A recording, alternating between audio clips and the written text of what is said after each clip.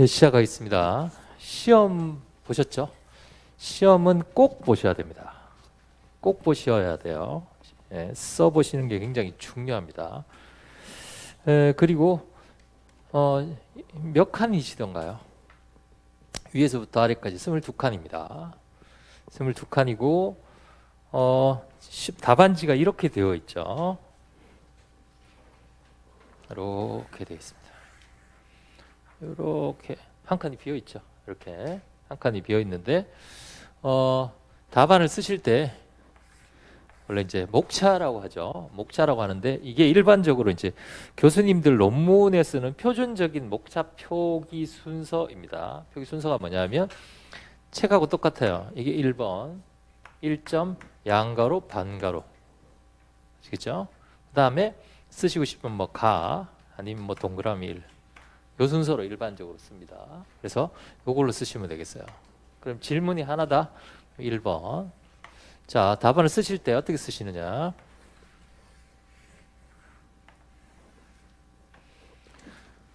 요 목차들 있죠. 요 목차들은 여기다가 쓰시는 것이 좋아요. 그래야 잘 보입니다. 아시겠죠? 오마자 1번. 지금은 저희가 문제가 한 개이기 때문에 이건 뭐 특별히 안 쓰셔도 돼요. 그래서 만약에 이게 테마가 설문이 1 있고 설문이 2가 있다. 그럼 뭐 예를 들어서 첫 번째 권리보호 필요성이다. 그 다음에 두 번째는 원고 적격이다. 이렇게 질문을 했어요. 그러면 여기다가 이제 권리보호 필요성 여부 이렇게 쓰시고 1번 문제점 이렇게 쓰시라고요. 뭐가 잘 보이게요? 목차가 잘 보이게. 문제점 그 다음에 양가로 1번 뭐 그 다음에는 이제 반가로부터는 여기 안에 들여 쓰셔도 돼요. 아시겠죠? 여기다가 쓰셔도 되고요. 여기다가 들여 쓰셔도 돼요. 가능하면 여기 써주시는 것이 좋아요. 그래야 더 잘 보입니다. 일단 답안지 자체가 친절해야 돼요. 불편하면 안 됩니다. 친절한 답안지가 좋다. 그 다음에 이 테마가 끝났어요. 그러면 다시 맞죠? 1번, 2번 뭐 원고 적격 1번 이렇게 아시겠죠? 그 다음에 띄우는 거 아래 위 띄우는 거예요. 아래 위 띄우는 거. 아래 위 띄우는 거는 1점을 기준으로 합니다. 일반적으로. 아시겠죠? 그럼 여러분들 오늘 답안지를 보시면 해설지를 보세요. 오늘 해설지. 해설지 안 나눠드렸나요?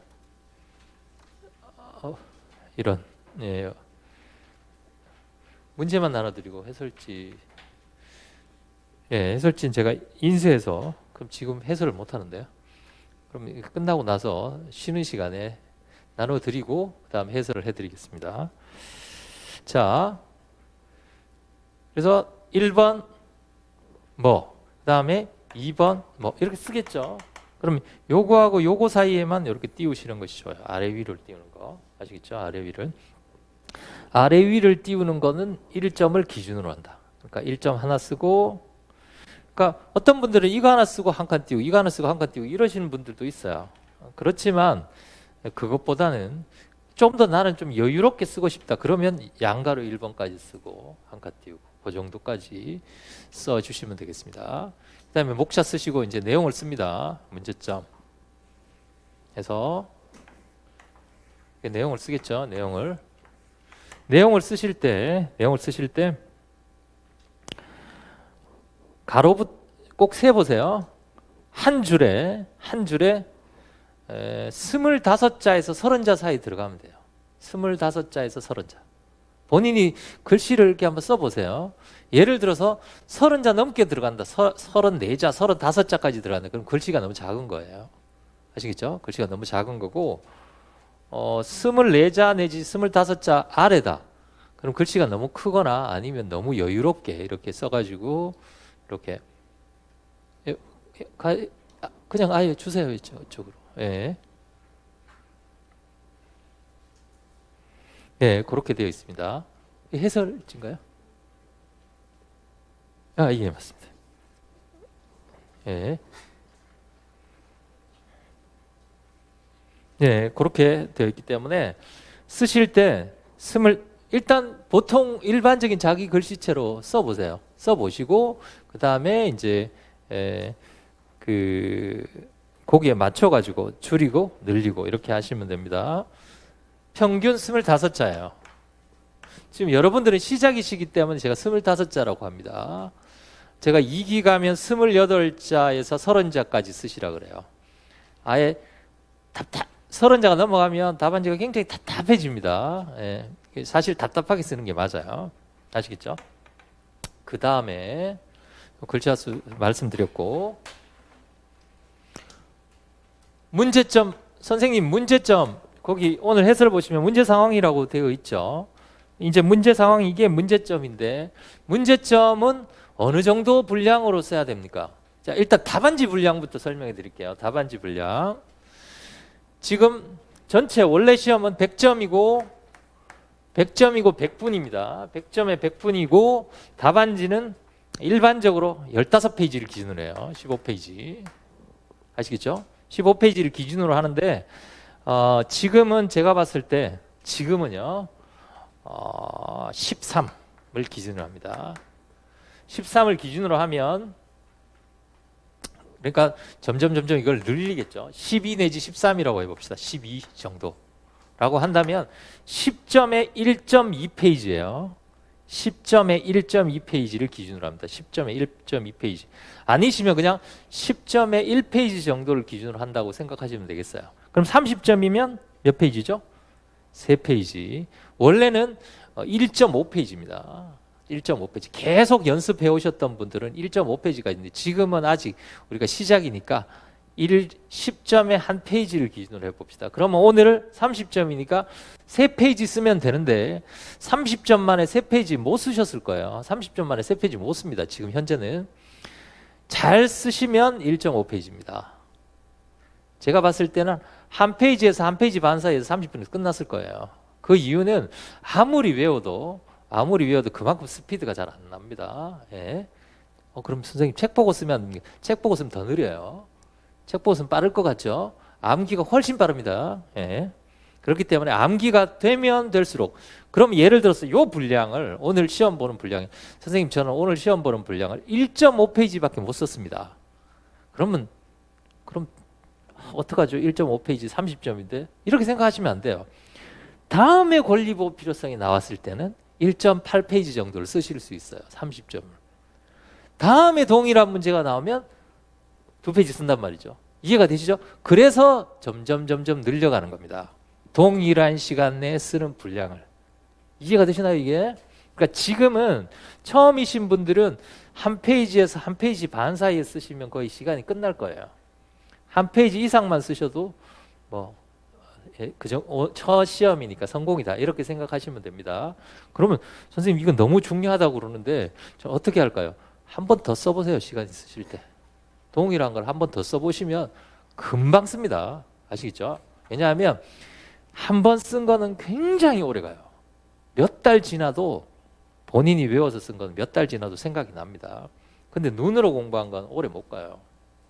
아시겠죠? 그래서 오늘 문제 보시면 로마자 1번이라고 돼 있죠. 로마자 1번밖에는 없어요. 왜냐하면 질문이 하나이기 때문에. 아시겠죠? 이거 하나.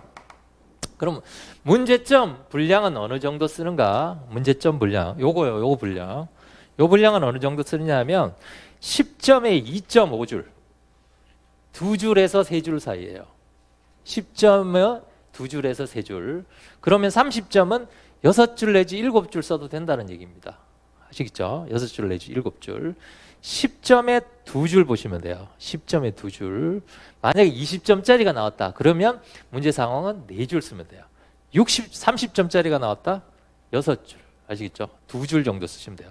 그거보다 약간 더 길게 써도 됩니다. 이해가 되시죠? 평균, 그거를 갖고 들어가야 돼요. 전략적으로. 왜냐하면 나는 내가 아는 거 나왔으니까 문제 상황을 그냥 실컷 많이 쓰겠다. 많이 쓰면 안 돼요. 많이 쓰면 어디서 펑크가 납니다. 제가 말씀드렸잖아요. 문제 상황만큼 뭐도 중요하다. 마지막 설문도 중요합니다. 그럼 선생님 마지막 설문은 어떻게 씁니까? 마지막 설문은 달라요. 결론만 쓰는 설문이 있는 반면에 포섭을 각각 하는 경우도 있어요. 그렇기 때문에 마지막 설문은 표준적인 것이 없다. 아시겠죠? 요거 표준적은 10점에 2줄이에요. 10점에 2줄. 그럼 20점이면 4줄. 아시겠죠? 일반적으로 그 평균 안에서 써주시면 됩니다. 이해가 되시죠? 예. 네. 써주시고, 그 다음에 거기 보시면 문제 상황에 있고 2번이 권리 보호 필요성이 부정되는 요 사이에 한 칸 띄우라는 얘기입니다. 그 다음에 3번 처분의 여기서 또 한 칸 띄우고 그 다음에 문제점 이런 것들도 1번, 2번, 3번, 양가로 1번, 양가로 2번 이런 것들도 요 옆에 한 칸 있는 거 있죠. 여기다가 써주시면 좋아요. 그러면 답안지가 잘 보입니다. 이게 이 안에 들어가 있으면 본문하고 목차가 잘 안 보여요. 뭉개지면 안 돼요. 친절한 답안지가 돼야 됩니다. 친절한 답안지. 아시겠죠? 친절한 답안지가 된다고 널렁널렁하게 쓰시면 안 되고요. 그럼 부실한 답안지하고 친절한 답안지는 구별해야 되죠. 부실한 답안지는 좋은 점수를 받을 수가 없어요. 아시겠죠? 자, 그러면 이 많은 내용을 사실 많잖아요. 그렇죠? 지금 2기, 3기 되는 분들은 이거 30분 안에 다 쓰고도 남아요. 아시겠죠? 다 쓰고 남습니다. 지금 1시간 시험 보거든요. 50분에서 1시간. 그럼 우리대로 한다면 어떻게 된다? 6페이지 내지 7페이지에서 끝나야 됩니다. 최고 많이 쓰시는 분은 9페이지 이렇게 써요. 9페이지, 10페이지. 이해할 수 없을 만큼의 필속입니다. 선생님 필속이 저는 안 납니다. 너무 펜이 느려요. 다 제가 봤을 때는 말이 안 돼요. 필속은 이게 아니라 이 속도입니다. 이해가 되시나요? 이 속도가 아니고요. 이 속도라고요. 이 속도. 나오는 속도이지 이 속도가 아닙니다. 이 속도가. 저는 필속이 느려서 떨어졌어요. 이런 분 본 적이 없어요. 저는. 그리고 제 시험에서는 어느 정도만 쓰시면 돼요. 어느 정도만 쓰시면 시험장에 가셔서 시간이 무조건 남습니다. 무조건 남으니까요. 이거 아시겠죠? 자, 그럼 오늘 형식은 이렇게 되어 있다라는 거. 그리고 궁금한 점 있으시면 금요일 날 저한테 물어보세요. 답안 상담 여기서 할 겁니다. 여기 강의가 없대요. 그래서 여기서 하기로 했으니까 저는 이렇게 쓰면 됩니까? 이렇게 쓰면 됩니까? 왜냐면 쓰시는 분마다 다 다르잖아요. 그렇죠? 다 다르기 때문에 저한테 물어보시면 되고 그 다음에 자 오늘 문제 보겠습니다. 자 문제 볼까요? 끝까지 안 쓰셔도 돼요. 끝까지 안 쓰셔도 쓰실 부분까지만 쓰시면 됩니다. 아시겠죠? 끝까지 안 쓰셔도 돼요. 자 문제가 깁니다. 그쵸? 문제가 길 때는 뭐부터 보시라? 마지막 줄부터 보시라 그랬죠? 이미 1개월이 경과한 후라면 해당 소송은 소위 이익이 있는가? 자, 소위 이익은 두 가지죠. 원고 적격 플러스 권리보호 필요성인데 1개월 자격 정지. 자, 그러면 자 보세요. 힌트. 권리보호 필요성 문제이죠. 그거 어떻게 알아요? 권리보호 필요성 문제인지? 소위 이익이라고 했으니까요. 소위 이익인데 인류형이니까 원고 적격 빼니까 권리보호 필요성이죠. 그렇죠? 그럼 권리보호 필요성 두 가지가 있어요. 첫 번째 실의남이 있고 실의남은 아시죠? 보다 실효죠? 실의남을 그냥 쓰는 문제가 있고 두 번째 12조 2문을 쓰는 문제가 있어요. 12조 2문. 12조 2문 여기 포함된 거라 그랬잖아요. 그렇죠? 실의남에. 그럼 실의남을 그냥 쓰는 게 있고 12조 2문은 언제 쓴다 그랬어요? 처분의 효력이 소멸됐을 때 쓰는 겁니다. 그러면 1개월 정지 기간이 경과한 후에 처분의 효력이 소멸됐잖아요. 그럼 12조 2문입니다. 요거하고 요거를 구별하는 기준은 뭐다? 처분의 효력이 살아있느냐? 처분의 효력이 소멸됐느냐? 소멸됐다. 12조 2문으로 갑니다. 그 다음에 세 가지죠. 12조 2문에 처분의 효력이 소멸되는 사유가 세 가지죠. 첫 번째가 뭐예요? 기간의 경과, 처분의 집행, 세 번째는 기타 사유. 그 밖의 사유. 셋 중에 뭐예요? 기간의 경과이죠. 기간의 경과. 1개월 지나서 소멸된 거 아닙니까? 기간의 경과는 법규, 명령, 형식, 행정규칙. 다시 말씀드리면 그 표잖아요. 그렇죠? 거기 마지막 줄에 1차 1개월. 이건 글로 되어 있지만 뭘로 되어 있을 수도 있다. 표로 되어 있을 수도 있다 그랬죠. 위치를 아시겠죠? 12조 2문에 기간의 경과 문제이고 기간의 경과 중에 법규, 명령, 형식의 행정규칙의 문제이구나. 아시겠죠? 이제 자 그렇게 하는 게 쟁점을 잡은 거예요. 쟁점을 잡은 겁니다. 그 다음에 두 번째 오른쪽으로 갑니다. 그러면 문제 상황에서 제가 쟁점을 써야 되겠죠. 어쨌든 제가 쓴 거하고 달라도 상관없습니다. 자 뭐가 들어가야 된다? 권리보호 필요성이 문제된다. 그 문장이 들어가야 됩니다. 그렇죠? 두 번째 사실관계가 들어가야 되겠죠. 자격 정지 처분 무슨 소송? 취소 소송. 누구를 상대로? 이런 것도 좋습니다. 누구를 상대로? 무슨 소송에서 권리보호 필요성이 문제된다. 특히 몇 조? 자, 그 다음에 세 번째 뭐가 들어가야 된다 그랬어요? 조문 12조 2문. 12조 2문 쓰실 때 다 안 쓰셔도 됩니다. 첫 줄 쓰고 땡땡땡 마지막 줄만 써도 돼요. 대신에 12조 2문이라는 표현이 들어가줘야 돼요. 본문에 들어가건 마지막에 들어가건. 아시겠죠? 행정소송법은 땡땡땡이라고 규정한다. 마지막에 행정소송법 12조 2문, 제 12조 2문 이렇게 쓰면 돼요. 아시겠죠? 이해가 되시나요? 그것만 들어가주면 된다. 그 다음에 마지막 줄에 소위 이익이, 이건 안 써도 돼요. 아니면 목차를 따로 잡아도 됩니다. 원고 적격 여부, 원고 적격은 인정이 된다. 무슨 이론이요? 직접 상대방 이론. 아시겠죠? 직접 상대방 이론. 그 다음에 두 번째. 자, 이제 권리보호 필요성입니다. 그러면 목차를 외워보겠습니다. 첫 번째, 요게 문제이지만 얘는 여기서 나온다 그랬어요. 이 실이남 중에 뭐예요? 2. 요거를 연결시켜 주는 게 2입니다. 이론적으로. 그래서 첫 문제점 쓰시고 두 번째 목차가 뭐냐면 권리보호 필요성이 부정되는 경우예요. 자, 실, 이, 남. 아시겠죠? 외우셨죠? 그 다음 세 번째 목차. 처분의 효력이 소멸된 경우에 권리보호 필요성. 자, 권리보호 필요성이 부정되는 경우, 그 중에서 처분의 효력이 소멸된 경우에 권리보호 필요성. 외우셨나요? 그 다음 페이지. 2번에 법규 명령 형식의 행정규칙에 규정된 정지처분 기간이 경과한 이후에 권리보호 필요성. 아시겠죠? 아니면 요게 기간의 경과로 말미암아 처분이 효력이 소멸된 경우에 권리보호 필요성. 이렇게 쓰시면 되겠어요. 자, 권리보호 필요성 1번, 처분의 효력이 소멸된 경우, 얘는 뭐예요? 그러니까 점점 뭐가 된다? 구체화되는 거죠. 권리보호 필요성 1번 원칙, 12조 2문, 기간의 경과. 이렇게 돼 있단 말이죠. 목차. 외우셨죠? 이렇게. 핵심은 뭐다? 4번. 이거 핵심, 이게 핵심입니다. 4번. 자, 2번에서 들어가야 될 건 실이남. 그 다음에 3번에서의 핵심은 뭡니까? 처분의 효력이 소멸된 경우에 원래 권리보호 필요성이 없죠. 근데 12조 2문은 있다고 규정하고 있는데 12조 2문의 일반론. 제가 일반론은 줄여도 된다 그랬어요. 2페이지 왼쪽에 보세요. 소송의 성격, 취소소송설, 확인소송설, 확인소송설. 두 번째, 권리보호 필요성, 원고 적격설, 권리보호 필요성. 세 번째, 회복되는 법률상 이익, 1문과 2문이 같다는 견해, 2문이 더 넓다는 견해. 더 넓다는 견해가 타당하다. 이렇게 세 가지. 그다음 요거는 바쁘면 생략해도 돼요.